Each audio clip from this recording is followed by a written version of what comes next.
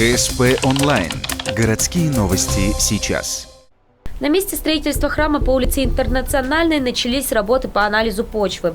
Геологическими изысканиями занялась местная компания «Оникс». Изначально исследователи предполагали, что 77 соток – так называемый плывун, мягкая порода. Но в ходе геологоразведки определили – здание будет стоять на скалистой местности. Пришлось поменять оборудование. Только после этого приступили к работам. Пробурили 5 скважин, каждая глубиной 10 метров.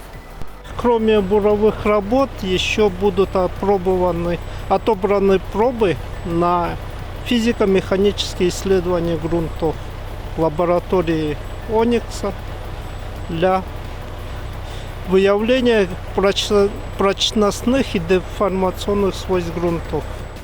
С каждого слоя грунта отберут по 10 проб. В лаборатории их исследуют около месяца. После составят акты о проведенных полевых работах и напишут рекомендации для выбора фундамента будущего храма. Высота здания вместе с крестом по проекту 22 метра. Но когда начнется возведение, никто не знает.